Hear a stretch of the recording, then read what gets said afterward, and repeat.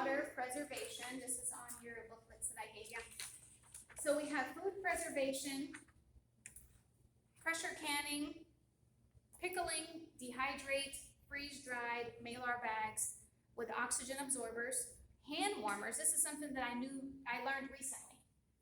So we have the oxygen absorbers here, and these work really well. You can put these in these Malar bags, and they just absorb the oxygen, but you also can use the hand warmers.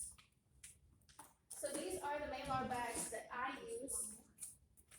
These are the 1 gallon ones. You can also get the 5 gallon ones, and you can put them in the 5 gallon buckets and put the oxygen absorbers in there, and that keeps the bugs out. That's something that I really struggle with, is those little tiny black bugs that like to get in your food and your rice. It's really important that you're preserving them in here. Here's one that my daughter did, because I have my daughter help me with a lot of the stuff, and I make sure that I label all my stuff, like the non-GMO organic stuff that we do, because this stuff is going to be for us, and anything that's not organic is stuff that we are willing to share. Okay, so if we call ourselves Christians, God's going to ask us to help other people, and as long as we save enough for us, we will be able to be a blessing for other people as well. That's ultimately what He's going to call us to do. Now, I'm not saying that you're going to be given to everybody in your entire neighborhood. That's not the whole plan here.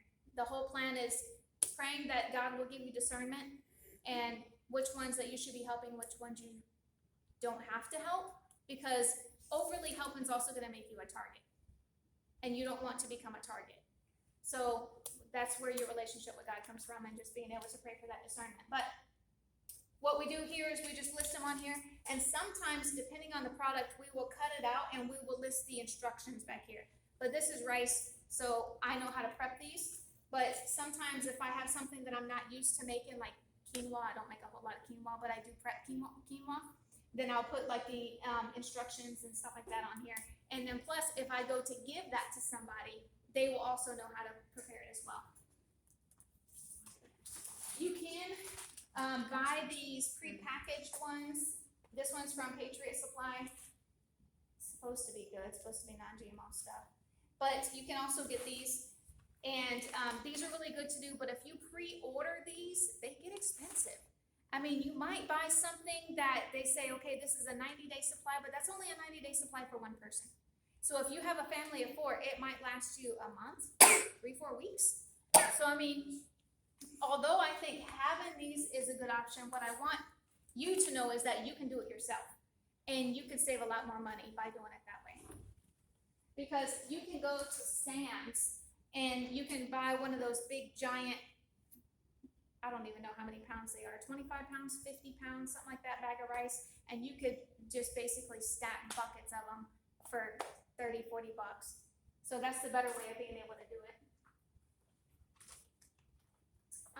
These are my pickles.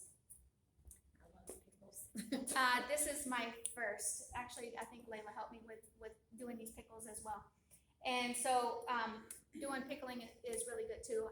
I'm still learning at this, and this is something that I want you to really understand when it comes to prepping. It takes practice. And getting the hands-on practice and the experience is going to be most important. You can't store up a bunch of seeds and just say, oh, when everything goes bad, I'm just going to start planting. No, like it doesn't work like that. You really have to get the experience, because you're going to run into problems. And so if you start practicing, even if it's on a small scale, even if you have an apartment or a small backyard, you can start with a few extra buckets and be able to start on a small scale. So like if you start getting bugs, if you start getting fungus, if you start getting viruses or whatever on your plants, you will already start getting that experience on how to combat those things, and being able to start prepping and storing and canning some of your food as well. So, but as I said, I'm still learning, and I'm going to perfect my recipe because these came out really bitter. But it's good for your stomach at least, right? They're fermented. Really good. They're better cold. Yeah. Storing the food in the food grade buckets, you can get those from Lowe's. And using the Cobalt buckets with the rubber seal.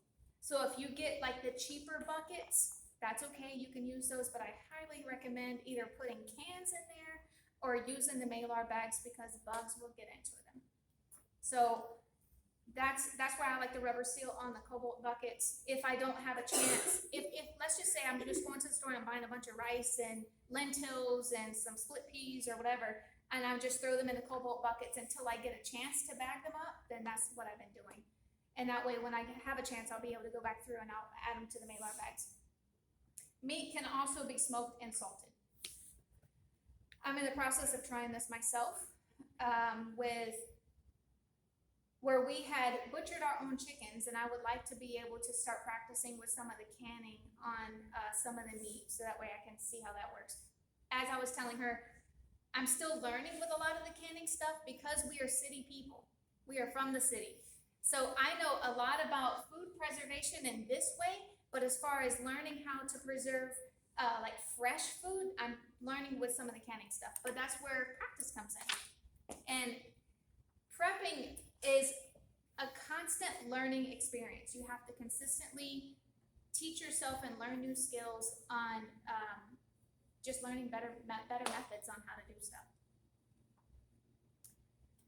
And the freeze dryer is actually really good as well. So you can actually freeze dry and dehydrate your fruits and vegetables, and that's a good way of holding the nutrients in your food too.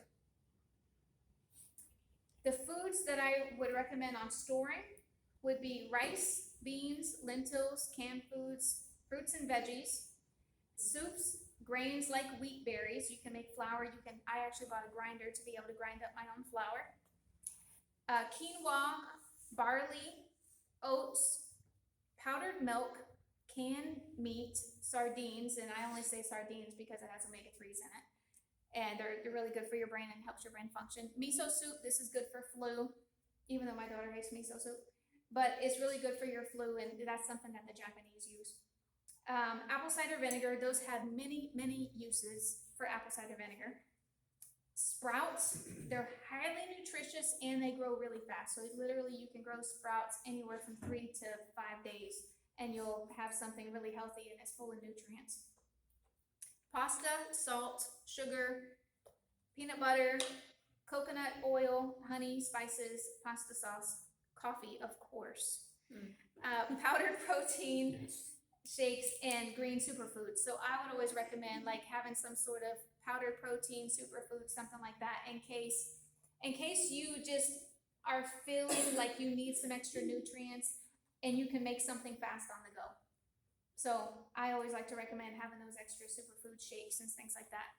Now, the more nutrients in your food, the better. Eating canned food for weeks at a time or relying on food ration bars, those are the MREs, will completely deplete your body of nutrition. I've heard of a guy, he was telling me that he's got like pallets of MREs and he can like live for like 50 years on these MREs, but that is going to completely deplete your immune system because they're not good for you. They're very harsh on your digestion and you probably are going to be constipated forever. Lots of preservatives. Yes, lots of preservatives. So eating those constantly is probably not the best. Now, having them on hand, having some backup, sure, I would definitely have some backup, and I do have some on backup. And they also cause sickness and disease. Anytime you're constipated, that's going to cause sickness and disease because it builds up a lot of toxins in your colon. It's going to be very important to try to stay healthy as much as possible. So white rice has a longer shelf life than brown rice. However, brown rice has more nutrients in it, so I just store both. Off the top of my head, I think brown rice is good for like 5 years shelf life if you put it in the Malar bags. White rice, that's going to have 30 plus years of shelf life.